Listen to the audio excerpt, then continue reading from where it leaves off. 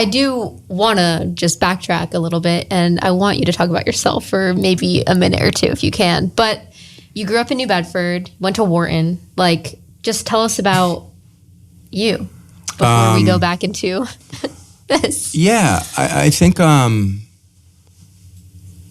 like anybody else, I don't think there's anything wildly interesting there. I grew up in New Bedford, Massachusetts, obviously, which was, at times a challenging environment. Certainly gave me a certain view of the world. And my parents were amazing, and they always kind of encouraged reading and academic studies and stuff along those lines. And they gave us tremendous opportunities to see the world. We were always at museums or something like that on the weekends, and it was amazing. So I would certainly say it was nature, where I was just kind of gifted at math to a certain degree. And so I ended up going to Wharton undergrad,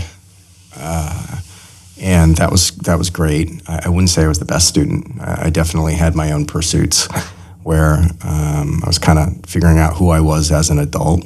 That took until I was about 35 years old.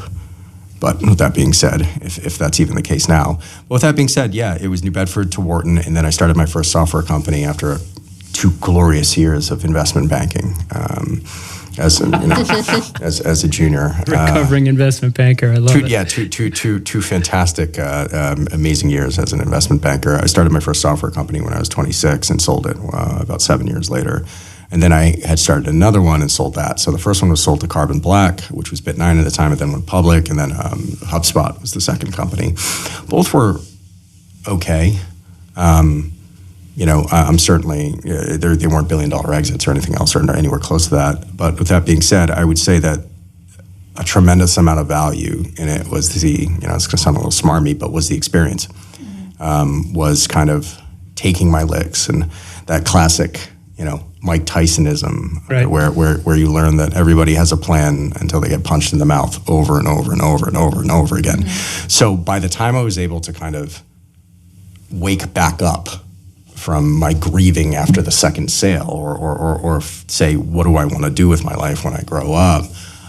Everything had kind of set in and gelled, and then I became the operator that I was supposed to be, in my estimation. And I spent about 5 years as an extremely successful operator, growing companies, booking hundreds of millions of dollars in sales, closing hundreds of millions of dollars in financings, advising companies. I was also angel investing at the time. Yeah, right. Do we meet through Tydenko originally? Yeah, I'm sure.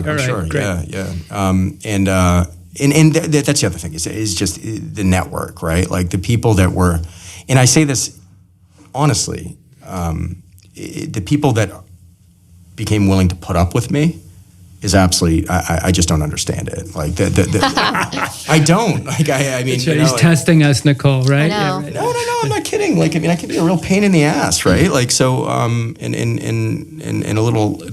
Did that come from New Bedford, growing up in a really scrappy kind of place, it's all genetic? Yeah. Actually, genetic mutation. My parents aren't particularly obnoxious, but I am. So at the end of the day, it's that network and all these different things that kind of coalesce that I wouldn't say I'm the most successful person on earth, right? But within the realm of trying to be self-aware, I don't know, I'm fucking happy. I do well, and I tend to think that, again, data, like as far as this particular profession goes and doing what we do, it's only 4.5 years in for me, but it's a hell of a good start. So that's kind of the way that I view it right now, and I feel like I'm enormously lucky. Rather be lucky than good. Yeah. What was your first job growing up or startup? Did you do anything? First job? No, not startup. Yeah. Well, you might have been like, I don't have the like. I went to the store and I bought a bunch of eggs and then I sold eggs to my friends. I probably could have said lollipops or something, right? Who the fuck wants to buy eggs? Yeah. But I didn't do that. At the ripe age of 14, I had my dad sign in Westport, Massachusetts, sign an employment, whatever that thing is, waiver that allows me to work. And I went and started washing dishes at a restaurant called Kate Corey's in Westport, Massachusetts. And then that started an illustrious, again, that word, career in restaurants up until the age of about 18, where I made my way all the way up through bartender. It was a meteoric rise of epic proportions. I was going to say, wow. What was your first job, Nicole? I worked at a grocery store, actually. Yeah. Grocery? Yeah, grocery store. It was fun. I worked for Farmer Yap, baling hay, and I think it was $1 an hour. Nice. Yeah. I think every young person should bale hay or work outside. Wash dishes. Or wash dishes. Outside sounds nice, actually, because the dishes thing was legit. You're in a basement, and you have this Hobart machine that's just like belching fucking dragon's breath at your face like once every 2 seconds, and you don't know if it's day or night in the basement. It's you just people are disgusting, and like they're like people that were like, I remember this one guy, and I'm not going to implicate him because who the fuck knows where he is now, but he was one of the other dishwashers, and plates used to come in, and he used to like take food off of them and eat it after people had done it. It'd be like, dude, I don't think that's a thing here, or it was a very strange environment. But with that being said, I quickly, because of my amazing dishwashing capabilities, proved myself to become a prep cook. And then I was off. I still have. Is that still in the basement, or could you? Yeah, no, prep cook was in the basement. And I was I still have those knife skills to this day. And then I remember, the manager of the restaurant was like, actually said like, we need your face out on the floor. And I was like, okay, wow. That's kind of weird.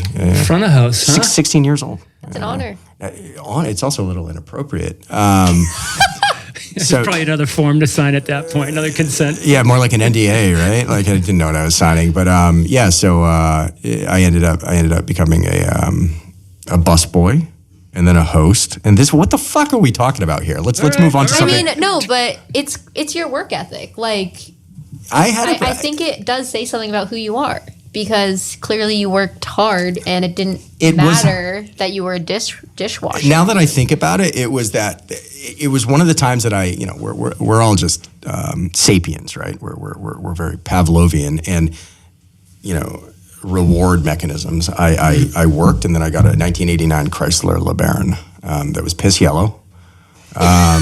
It had, I shit you not, it had a recliner that my dad had installed because the passenger seat broke. Rusted out or Can you imagine? I want you all to picture this, people listening.